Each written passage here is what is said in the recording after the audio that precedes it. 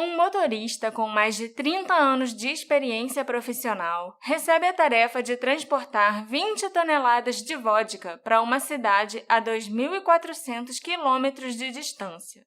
Seria só mais um dia de trabalho na vida de Yuri Agerielev se ele não tivesse desaparecido sem deixar vestígios. E o mais estranho de tudo é que não foi só o motorista que desapareceu. O caminhão e a vodka também nunca foram encontrados.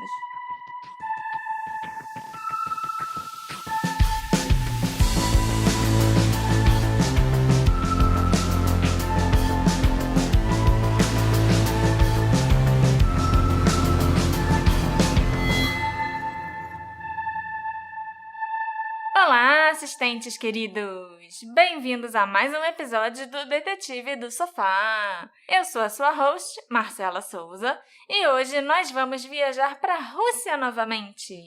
Eu adoro fazer episódios de casos que aconteceram na Rússia, porque eu posso falar russo com vocês e praticar o meu sotaque impecável para desespero do Alexandre. Vocês não sabem disso, nem tinham como saber, mas eu adoro ficar imitando o sotaque russo em casa. É o sotaque mais legal que tem.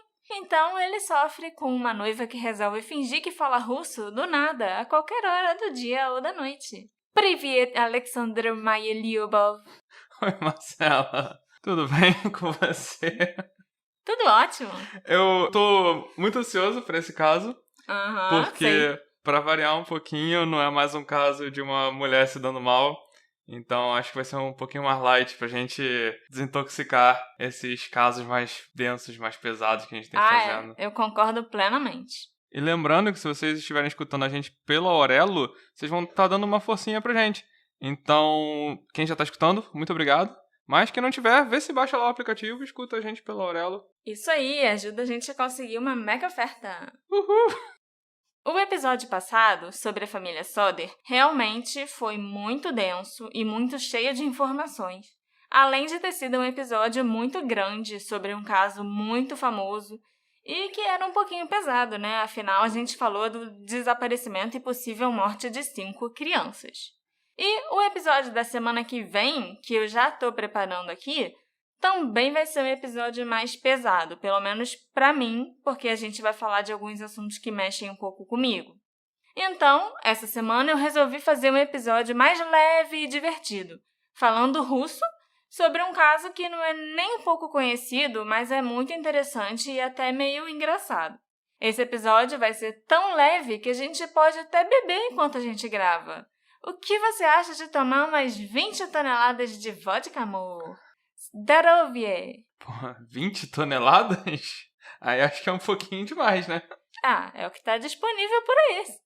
Só não se enganem achando que, porque eu vou tratar o caso de um jeito leve, ele não é interessante. Muito pelo contrário. Ele é um dos mais misteriosos que eu já vi, porque não foi só uma pessoa que sumiu. O caminhão sumiu também, e era um caminhão enorme. Esse caso é o de um caminhoneiro russo que estava transportando 20 toneladas de vodka e desapareceu. Nem ele, nem o caminhão, nem a vodka nunca foram encontrados. Agora imagina só a festa que ia dar para fazer com essa vodka toda. Dava pro tema da festa ser vodka. Tipo, vários drinks para beber. E o cardápio podia ter, sabe o quê? Penela vodka. Adoro. Jello shots, pato com vodka e laranja. Até umas sobremesas diferentonas. Dá pra fazer muita coisa com 20 toneladas de vodka. Deve dar pra acender uma fogueira com vodka. Dá pra acender umas 50 mil fogueiras com essa vodka toda. Dá pra abastecer um carro e fazer uma viagem até o Amazonas de tanta vodka. Sim. Mas eu não acho que foi fazendo uma festa e tomando a vodka toda que o Yuri Agerielev desapareceu, infelizmente. O que é uma pena, porque ele ia pelo menos desaparecer se divertindo, né? Esse caso aconteceu em 2016, quando o Yuri Agerielev estava na rodovia Ural, transportando a vodka de Kabardino-Balkária para Yekaterinburg. Era uma distância de 4.800 quilômetros, contando ida e volta. O caminhão que ele estava dirigindo era alugado. É um caminhão vermelho da marca Volvo. O modelo era próprio para transportar cargas pesadas e em grandes quantidades. Rodovia Ural e Ekaterimburgo são nomes familiares. São bem familiares. Quem já escutou o nosso episódio sobre Dyatlov Pass, com certeza já escutou esses nomes. O Tovarish Yuri tinha 54 anos quando ele desapareceu sem deixar vestígios. Ele é um homem magro, com 1,84 de altura, cabelos grisalhos, olhos azuis acinzentados e ele não tem dente. O Yuri tem uma cicatriz no dedo indicador da mão direita. Então, caso algum dos nossos assistentes viaje para a Rússia ou more na Rússia, se vocês verem alguém perdido ou encontrarem o corpo de um homem com essas descrições, procurem a polícia. E me avisem, é claro. A gente tem assistente na Rússia, sim. Então, se você é ouvinte russo, que provavelmente deve ser um brasileiro perdido na Rússia, manda uma mensagem pra gente pra falar se você conhece esse caso. O Yuri já tinha mais de 30 anos de experiência como caminhoneiro, dirigindo pelas estradas da Rússia. Então, para ele, essa não era uma tarefa muito difícil. Inclusive, essa rota específica de Kabardino-Balkária para Yekaterinburg, ele já tinha feito outras vezes sem problemas. Ele nasceu em 1961, na vila de Stavropol. O Yuri é casado e ele e a esposa moravam em Budenovsky. É assim que se fala? Agora fala com confiança. A esposa dele, inclusive, começou uma petição online depois do desaparecimento do marido para que se torne lei na Rússia que todos os caminhões possuam rastreadores.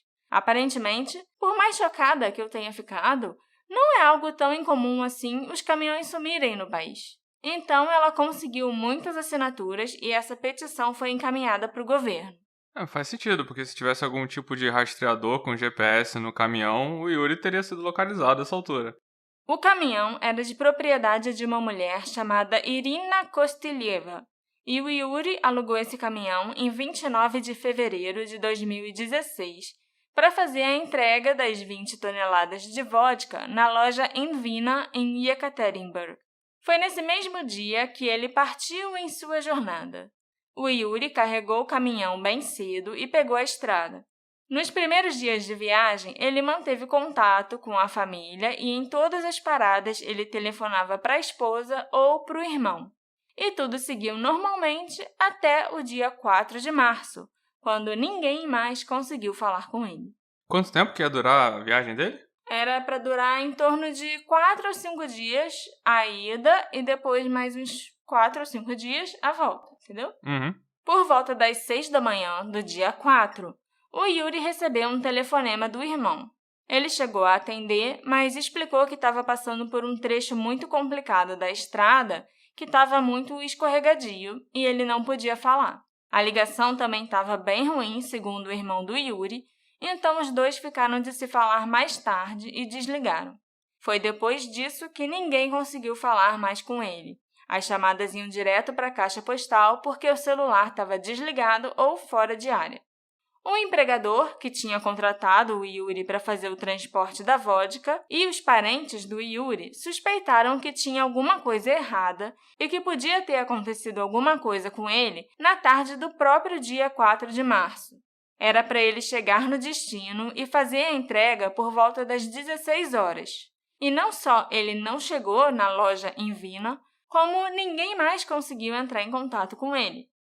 O irmão e a esposa do Yuri foram até a polícia de Stavropol para pedir ajuda. Já o empregador viajou ele próprio de carro pela rota que o Yuri devia ter feito à procura dele e do caminhão. Ele passou dias procurando pelas estradas, mas nem sinal do Yuri, do caminhão ou da vodka. A polícia local de Stavropol entrou em contato com a polícia de Yekaterinburg e logo foram destacados alguns policiais e bombeiros da cidade para começarem as buscas pelo Yuri. Além de policiais e equipes de resgate, voluntários também foram ajudar a procurar pelo motorista e pelo caminhão nas estradas. Mas, infelizmente, nenhuma dessas buscas pela região de Urais trouxe resultados. As pessoas estavam lá para ajudar a encontrar ele mesmo ou para tentar encontrar a vodka e levar as garrafas para casa? Porque se os russos forem que nem os brasileiros, não pode ver um caminhão tombado que vai lá pegar tudo. Você tem razão, e é lógico que eu não sei te responder. Mas eu vou dar o benefício da dúvida para os meus tovarish russos e acreditar que eles estavam querendo fazer uma boa ação. É claro que fotos e pôsteres de desaparecido do Yuri foram espalhados em Yekaterinburg e nas cidades próximas, além de uma grande parte da estrada. E o Yuri também teve sua foto com a notícia do desaparecimento espalhadas pela internet. Foi assim que até eu fiquei sabendo do sumiço dele. Então a internet foi bem eficaz em divulgar o desaparecimento do Yuri, afinal ele está aqui no Detetive do Sofá. Eu imagino que seja difícil uma notícia dessa, pequena, entre aspas, ganhar, assim, uma fama mundial. Só não teve eficácia em encontrar o Yuri, né, coitado? Nas primeiras semanas, como será que é Detetive do Sofá em russo? Deixa eu ver aqui. Que do nada. Me deu essa curiosidade. Ok. Como é? Vamos parar tudo e pesquisar no Detetive Google. do Sofá. Divan Detective. Faz sentido. Sensacional! Deixa eu regravar essa última frase. Divan Detective. Nas primeiras semanas após o desaparecimento, os policiais não conseguiram encontrar nenhum vestígio ou pista do Yuri. Eles estiveram entrevistando as pessoas que trabalhavam em todos os postos de gasolina da rodovia, em todas as paradas entre as cidades e até nos hotéis onde ele poderia ter passado alguma noite. Mas ninguém viu, ou pelo menos ninguém se lembrou de ter visto, o Yuri Adjerielev. Segundo o site Federal Press, os familiares do Yuri afirmaram que nada parecido aconteceu nos 30 anos dele trabalhando como caminhoneiro. Ele nunca deixou de dar notícias e também nunca deixou de fazer uma entrega. O empregador do Yuri também disse que o considera uma pessoa muito confiável e que ele tem certeza que o Yuri não estaria envolvido no desaparecimento da sua carga. Ele não faria nada de propósito para, roubar a vodka ou alguma coisa assim. Todo mundo acredita que algo errado deve ter acontecido com ele. Pelo menos isso, né? Porque tem muito patrão aí que é ficar putaço e xingar o motorista de tudo que é nome. Ainda mais com a carga roubada sendo 20 toneladas de vodka. O patrão do Yuri chegou até a dizer que um desastre devia ter acontecido com ele. Mas desconfiança ele realmente não teve nenhuma, não. E o Yuri sempre foi um trabalhador muito responsável. E mais importante de tudo, ele não bebia. Então, ele era a pessoa perfeita para transportar as 20 toneladas de vodka, porque ele não ia ficar tentado. Eu acho que qualquer motorista que não beba dirigindo ia ser uma pessoa perfeita. Você tem razão? Eu só acho que o Yuri não ia ser um bom personagem, não ia ser um bom componente do choque de cultura. Mas... não seria mesmo. Coitado do cara, o cara sumiu. Depois que a polícia encerrou as buscas pelo Yuri, porque eles já tinham falado com as pessoas nas estradas e postos de gasolina, a família do Yuri e o patrão dele continuaram tentando encontrá-lo. Eles foram e voltaram pela estrada, parando em todos os lugares para perguntar se alguém o tinha visto. E dessa vez deu certo. Eles conseguiram umas pistazinhas. De acordo com alguns relatos, no dia 4 de março pela manhã, ele deixou a vila de Ufa após pernoitar num pequeno hotel. Dali, ele seguiria a viagem até o destino final em Yekaterinburg. Uma testemunha também apareceu, um cara que também era motorista de caminhão, e ele disse que tinha visto o caminhão do Yuri Adjerielev perto da aldeia de Saksan, em Permykrai. Isso aconteceu no dia 4 de março. E isso abriu uma nova linha de investigação, já que a cidade de Perm não ficava na rota que o Yuri faria para chegar em Yekaterinburg, na rota mais curta para chegar na cidade. Essa estrada não era o caminho mais comum. A polícia, então, começou a procurar pelo Yuri nessa outra estrada e também na cidade de Perm. Mas, apesar dessa rodovia ser mais movimentada e ter mais casas e vilarejos ao longo dela, o caminhão também não foi encontrado e ninguém se lembrava de ter visto o Yuri. A próxima pista desse caso só chegaria no início de 2017, quando outro caminhoneiro se apresentou e disse que viu o caminhão do Yuri perto da vila de Kliuch, na rodovia que ligava Perm e Yekaterinburg.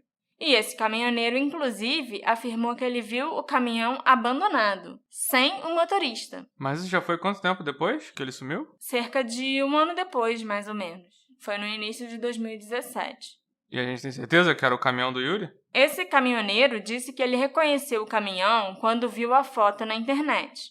Mas não é como se ele tivesse decorado a placa para ter certeza absoluta, né?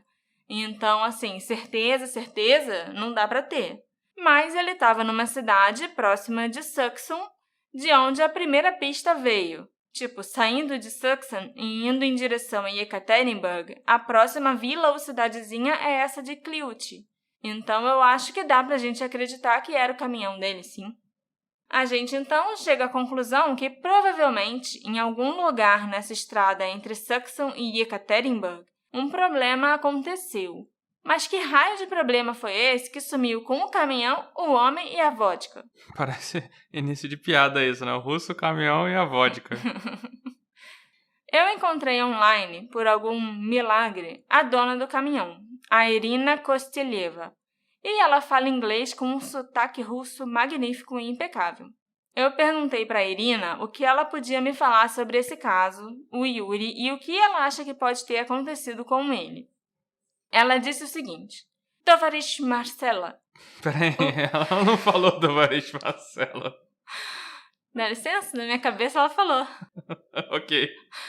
O Yuri saiu de viagem no dia 29 de fevereiro. Ele carregou o caminhão, seguiu viagem até Ufa e nunca mais foi visto. Eu sei que ele ligou para casa no dia 3 de março, falando que estava em Ufa e que faria a entrega no dia seguinte. Na manhã do dia 4 de março, ele me avisou que estava saindo de Ufa e disse que tudo estava bem. Depois disso, ele falou com o irmão mais velho e ele parecia estar tendo algum tipo de dificuldade na estrada. E isso é tudo que eu sei de fato. Depois disso, o telefone dele ficou indisponível, provavelmente sem sinal ou desligado. O meu marido e eu fomos até esse lugar em Ufa, onde nós sabemos que ele passou a noite. Dirigimos pelas estradas, paramos nos cafés, nos postos de combustível, questionamos as pessoas em todos os lugares. Para mim, é bem estranho que o caminhão tenha sido visto em Suxum, na estrada que liga Perm a Yekaterinburg, porque essa não era a rota que ele nos disse que faria. É como se o Yuri tivesse desaparecido sem deixar vestígios. Eu não sei como isso é possível, já que ele estava no nosso caminhão, que é vermelho e muito grande. Nós continuamos procurando, mesmo sem pistas. Eu sei que seria impossível ele ter fugido com o caminhão e a carga. Nós confiamos muito em Yuri. Ele é amigo do meu marido há quase 30 anos e nós conhecemos bem ele e a família dele. Eu não sei o que pode ter acontecido, mas eu não acredito na teoria que ele fugiu com a bebida. Como era fevereiro, a neve do inverno estava começando a derreter. As estradas podem ficar muito escorregadias. Talvez ele tenha derrapado em algum lugar ou sofreu algum acidente, mas esse mistério só vai ser desvendado quando realmente encontrarmos o Yuri ou o caminhão em algum lugar. Me surpreendeu um pouco a Tovarish Irina dizer que o caminhão foi visto numa estrada onde o Yuri não deveria passar. Ele sempre dizia para os empregadores e para os donos do caminhão que ele alugou qual era a rota que ele faria na entrega, e quando ele precisava mudar de rota por algum motivo, ele também ligava para avisar. Eu fui investigar melhor essa história e falei com a polícia de Stavropol e com a esposa do Yuri, e eles confirmaram para mim que, número 1, segundo o relato do caminhoneiro, quando ele viu o caminhão na estrada de Perm, o caminhão realmente estava sem ninguém. O Yuri não estava na cabine e não tinha ninguém por perto. Ele até estranhou um caminhão daqueles ficar parado na estrada sem ninguém, porque, aparentemente, as estradas da região de Yurés têm muitos piratas e todo mundo sabe disso. E 2, a polícia pediu ao Departamento de Trânsito todos os vídeos de todas as câmeras de segurança da estrada que vai de Ufa até Yekaterinburg no dia 4 de março. E o Yuri e o caminhão não aparecem na imagem de nenhuma das câmeras. E isso confirma que ele nunca esteve na estrada pela qual ele deveria viajar. Isso me faz pensar que existem 3 possibilidades. A primeira é que logo que ele saiu de Ufa, ou até mesmo no local onde ele pernoitou, alguma coisa aconteceu com ele. Alguém roubou o caminhão e pegou a outra estrada que leva até Perm e Yekaterinburg. A segunda possibilidade é que, por algum motivo, ele próprio achou melhor pegar essa outra estrada, não conseguiu avisar a ninguém sobre a mudança de rota e, nessa estrada, alguma coisa aconteceu. E a terceira é que talvez o Yuri nunca tenha estado em Ufa. Ele pode ter ido para outro lugar com um caminhão, talvez para tentar vender a carga ou alguma coisa assim, e o caminhão visto pelo homem em Suxan não era o caminhão dele, só um parecido. E se você acha que a história acaba aqui, você está enganado. Alexander, é mais fácil encontrar um caminhão vermelho ou um telefone celular? Eu acho que deve ser um caminhão. Então, quão bizarro é que nunca conseguiram encontrar nenhum vestígio do caminhão e nem do Yuri, mas conseguiram encontrar o celular dele na beira de uma estrada mais de 1 ano depois do desaparecimento. Ué? E mais estranho ainda é que o celular estava na estrada por onde ele não passou, a estrada curta entre Ufa e Ekaterinburg, onde viram as câmeras de segurança e sabem que ele não andou naquela estrada. E o celular estava só a 20 quilômetros do destino final dele. Isso que é triste, porque de algum jeito existe uma possibilidadezinha que ele tenha chegado muito perto de fazer a entrega e começar a jornada de volta para casa. Mas é um mistério como o celular foi parar nessa estrada, se o caminhão foi visto na outra estrada e o Yuri não foi visto em nenhuma das câmeras de segurança onde o celular foi encontrado. Já se passaram 5 anos desde que o Yuri, o caminhão e a vodka desapareceram. E o único vestígio encontrado dele foi o celular mais de 1 ano depois. Eu estava achando esse um desaparecimento bem bizarro e estranho, até eu descobrir que quase todos os dias, motos, carros e às vezes caminhões também desaparecem nas estradas do país. Aparentemente, as estradas russas são bem caóticas, mal sinalizadas e sem patrulhamento, principalmente no caso das cidades do interior, que são mais remotas. Ai, que decepção. Você esperava mais mesmo da Rússia? Eu não sei o que espera da Rússia. Eu espero exatamente isso da Rússia. Principalmente o interior da Rússia. É que eu gosto tanto da Rússia, e de vodka, e do sotaque, e de estrogonofe. A gente gosta daquela visão da Rússia que a gente vê em Moscou e tudo vermelho e bonito, e a estação de trem bonita. Sempre que a gente vê alguma cena de filme que tá no interior, aí você vê que o pessoal tá fudidaço. É. Você lembra em Killing Eve, quando ela volta pra casa Lembro. dela e tal? Nossa, lembro. Ai, meu Deus. Esqueci disso. Os caminhões, especialmente, são difíceis de controlar e dirigir nessas estradas, principalmente no final do inverno e início da primavera, quando a neve começa a derreter. Então, muitos acidentes acontecem e, após os acidentes, vêm os saques e os desmanches dos caminhões. E foi exatamente nessa época do ano que o Yuri desapareceu. Eu conversei com uma jornalista russa chamada Ria Novosti, e ela me disse que acidentes, roubos e desaparecimentos são muito mais comuns do que a gente imagina nas estradas do país. Ela, inclusive, ficou muito surpresa de eu ter ficado sabendo do desaparecimento do Yuri e ter ficado intrigada com esse desaparecimento especificamente, porque ele não foi um caso que ganhou notoriedade na Rússia, nem com o abaixo-assinado feito pela esposa do Yuri. Mas, de algum jeito, ele foi parar lá no Reddit. Então, alguém conhece, postou e deixou muitas pessoas do mundo todo de cabelo em pé. Mas se você parar pra pensar, é uma história que viralizaria muito fácil, né? Sim. O cara sumiu, realmente deve sumir gente o tempo todo. Mas ele sumiu com vodka. 20 a marca toneladas. Registrada da Rússia.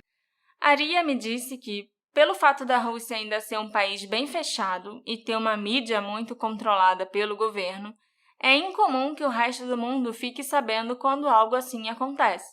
Por isso, talvez, que não tenha viralizado. E isso acontece quase todo dia. Ela também achou um pouquinho incomum o caminhão ter desaparecido e nunca ter encontrado nenhuma parte dele. Mas a Ria contou que já aconteceu de um carro sumir e ser encontrado num lago 20 anos depois. Então, tudo é possível.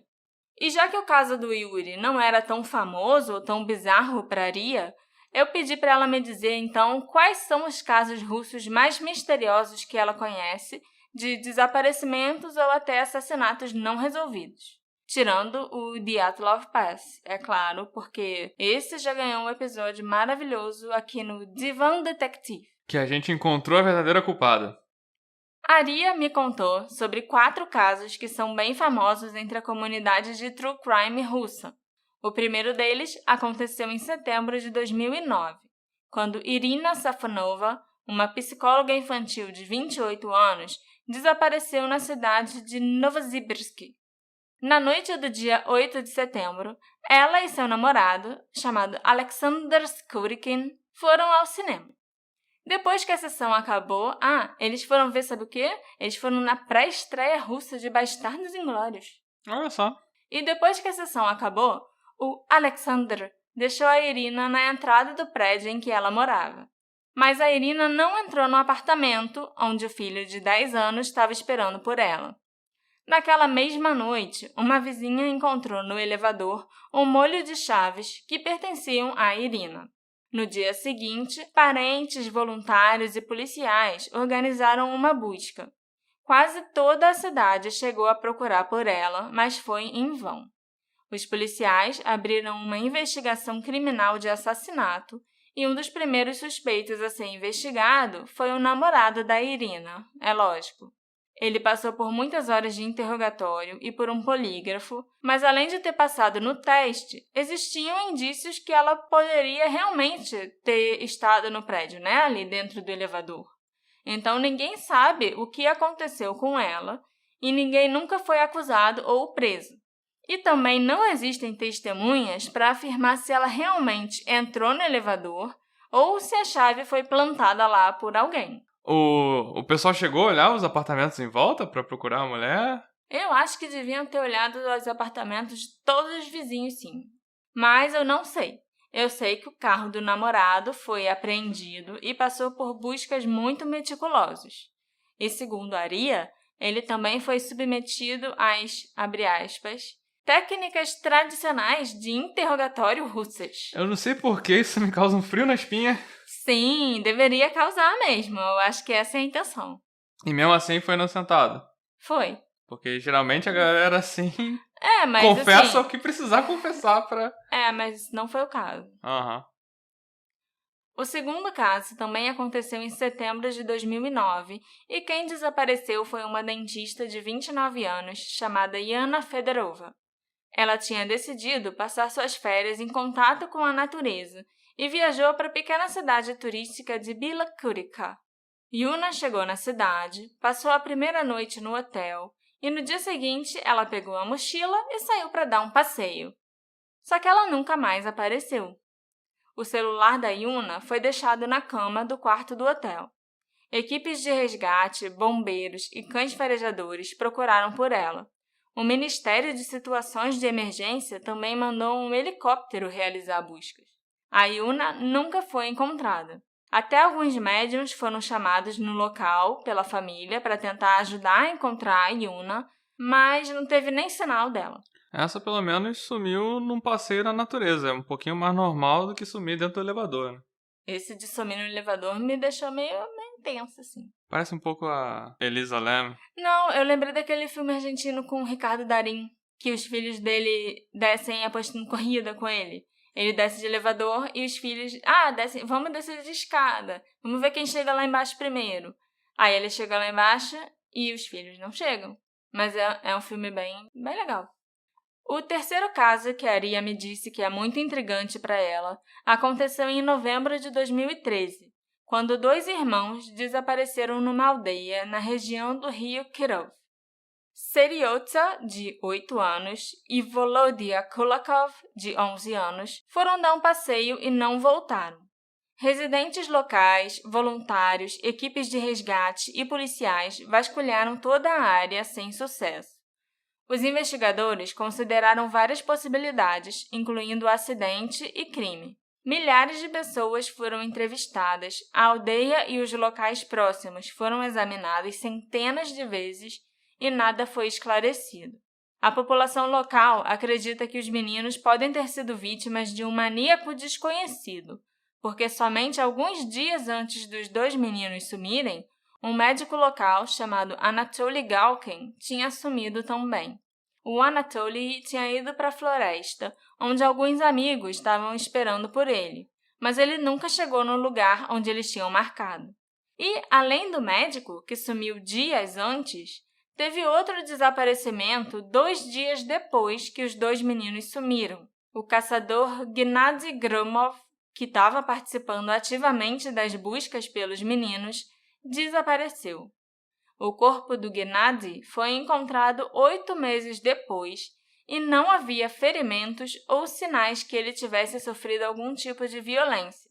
A busca pelas crianças e pelo médico continua até hoje. Mas do que o caçador morreu, então? Eu não sei se a família ou a polícia sabem, não sei se realmente não tem nada escrito na certidão de óbito dele, ou se tem alguma causa determinante, mas a Aria não soube dizer. Eu acho que se eles conseguiram determinar a causa da morte, nunca foi divulgada. E o quarto caso misterioso que ela me contou foi de uma menina de 10 anos, chamada Ksenia Bokova. Ela estava voltando da escola na cidade de Novoaltaysk no início de março de 2014 e ela não chegou em casa. De acordo com as informações, ela parou de atender o celular por volta de meio-dia. No mesmo dia que ela sumiu, o celular dela foi encontrado por volta das 9 da noite, perto de uma ponte que estava sendo construída. Os operários que estavam trabalhando na construção sugeriram que a Ksenia podia ter caído no rio Malaya Cheremchanka e se afogado. Acho engraçado isso ser uma sugestão dos operários que estavam na construção, sabe? Sim, mas é aquilo. Isso é o básico do caso que deu para descobrir que a Aria me contou. Entendeu? Ninguém sabe por que eles fizeram essa sugestão. Se foi realmente assim do nada, tipo, acho que ela caiu no rio e se afogou, hein? Ou se eles realmente foram muito pressionados até resolverem dar essa sugestão, entendeu? Mergulhadores chegaram a realizar buscas no rio, mas não encontraram a menina. Os investigadores começaram a considerar, então, um assassinato ou sequestro, mas nunca encontraram testemunhas que tivessem visto a Ksenia depois que ela deixou a escola. Também nunca encontraram a mochila ou outros pertences dela. Os pais da menina recorreram a médiums, é lógico, o que a gente sabe que é super normal. Mas, nesse caso, os médiums ficaram divididos. Os médiums russos, então, não são melhores do que todos os outros médiums. Não. Alguns disseram que a Ksenia estava viva e outros disseram que ela tinha sido sequestrada e provavelmente estava morta. A família ainda está procurando pela estudante e ainda existem panfletos dela pela cidade e a polícia ainda conduz atividades de buscas quando recebe alguma pista. E você chegou a procurar por esses casos para ver se tem alguma coisa sobre eles na internet? Se tem como a gente investigar daqui? O único caso que eu encontrei um post no Reddit falando a respeito foi o da Irina, o caso do elevador. O restante eu não achei absolutamente nada, o que confirma para mim que a Rússia é um lugar muito fechado e muito misterioso, que a gente não sabe o que eles não querem que a gente saiba. Em 2019, mais de 120 mil desaparecimentos foram registrados no país. Isso dá uma média de 328 desaparecimentos por dia. É muita coisa. Com certeza. E segundo as estatísticas, dessas 120 mil pessoas, quase 59 mil são homens, cerca de 38 mil são mulheres e mais ou menos 23 mil são crianças. É muita coisa, muita coisa. E essa informação quem me deu foi a própria Aria. Ela quis me mostrar como esses tipos de desaparecimentos são comuns lá na Rússia, sabe? 120 mil. Não, eu fico chocado, mas é algo que eu tenho quase certeza de que se a gente botar lado a lado o número de homicídios no nosso país com o número de qualquer coisa numa Rússia, sim, aí a gente para de ficar chocado e vê que o nosso país é sempre pior. Com certeza. Eu não duvido não, nada a gente disso. já sabe disso, sabe? Mas assim, a gente falando só dos números da Rússia isolados... Não, mas a gente tá falando só de números de desaparecimento. Sim. A gente não tá contando aí todos os números de assassinatos e mortes misteriosas, entendeu? Que eu acho que a gente ganha. Sim, mas 120 mil desaparecimentos é muita coisa para um ano. Também é muito raro no país que pessoas desaparecidas sejam encontradas. Na maioria das vezes, não se encontra nenhum vestígio da pessoa. Então eu acho que a gente está até no lucro de terem encontrado o celular do Yuri na estrada. Apesar de eu continuar achando muito estranho e suspeito terem encontrado um celular e nunca terem encontrado um caminhão ou 20 toneladas de vodka. Pra mim o fato do caminhão não ter sido encontrado é a coisa mais esquisita mesmo. Quando a informação sobre o desaparecimento do Yuri se espalhou online, muitas pessoas comentaram que o homem simplesmente aproveitou a vodka. Bebeu pra caramba, fez uma festa, como eu sugeri lá no início que ele deveria ter feito, mas eu acho que uma festa deixaria vestígios, né? Umas garrafas vazias por aí, umas pessoas bêbadas, muito bêbadas, entrando em coma alcoólico, numa ressaca braba. Então eu não sei se essa é uma boa teoria, mas é uma teoria, sim, que ele se esbaldou. Dava pra ter enchido uma piscina de vodka e pulado. Ele também pode ter resolvido vender as 20 toneladas de vodka para algum rico maluco que queria encher a piscina dele de vodka. Eu acho até mais plausível do que o próprio Yuri ter consumido a vodka, porque tem muitos milionários excêntricos pelo mundo. Então, se alguém vai encher uma piscina de vodka, é um milionário desse. Não, então, mas aí que tá. A gente... Eu vou falar uma coisa que eu não tenho certeza, mas assim... Aqui pra gente, vodka é uma coisa cara.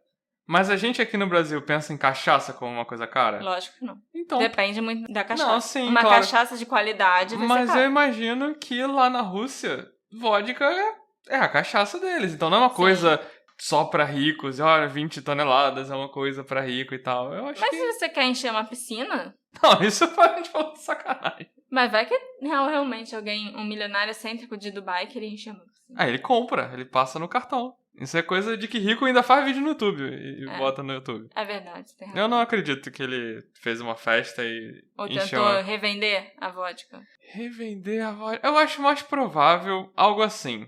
Pergunta o que ia acontecer depois dele vender a vodka pro milionário, amor. Que Pergunta, milionário? amor. O milionário que a gente tá falando, amor.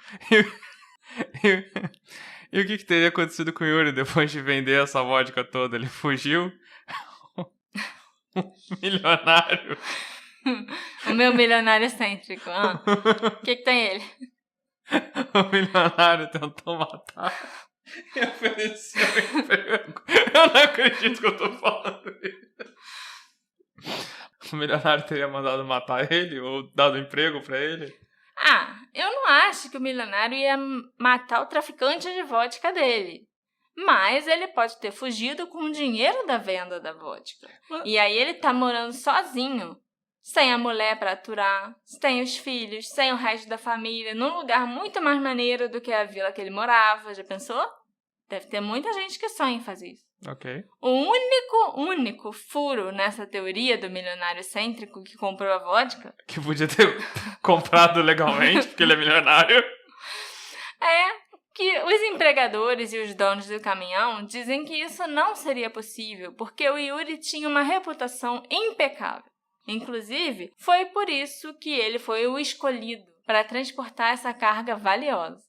Mas qualquer um pode resolver ligar o foda-se um dia e fazer alguma coisa assim, né? Ainda mais que a gente não sabia nada de como era a vida dele. Existem teorias da conspiração online também, que ele poderia ter sido abduzido por alienígenas, sim, com um caminhão e tudo. Agora sim, estamos falando... Sério. E ele foi abduzido mas os alienígenas esqueceram o celular. Pode ter caído durante a abdução. Você não pensou nisso? Enquanto ele estava, flutuando para a nave, pode ter caído sem querer, ou ele pode até ter jogado o celular lá embaixo de propósito para tentar deixar uma pista do que aconteceu com ele. E o que os aliens fizeram com a vodka? Beberam, igual todos nós faríamos. Você não conhece os aliens, você não sabe se aliens gostam de vodka. Com certeza, não sei. A gente ainda não sabe os costumes deles. A vodka pode ser o combustível para a nave deles. Não preciso nem dizer que não existe absolutamente nada para corroborar que essa teoria seja possível. Não. Né? Infelizmente. Eu tô chocado. Eu acho que ia ser incrível se essa fosse a verdade. Mas a gente não tem provas.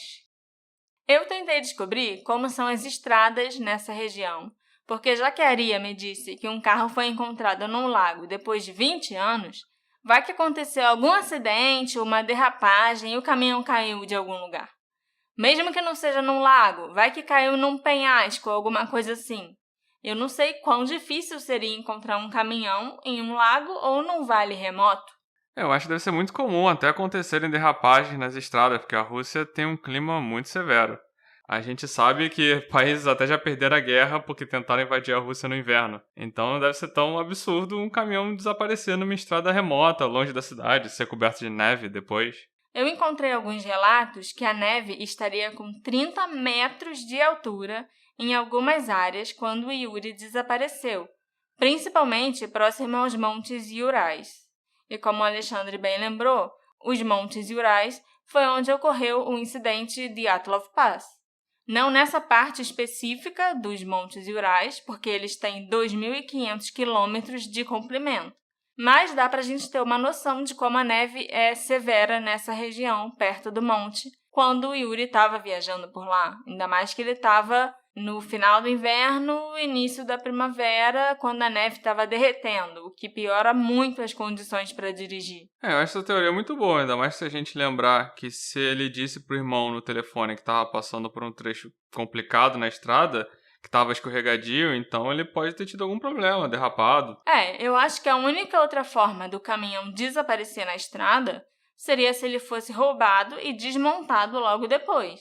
Eu fiquei sabendo que em 2011 uma quadrilha operava naquela região que atacava motoristas para roubar as mercadorias para revender e que desmontava os carros e caminhões para vender as peças que eles conseguissem.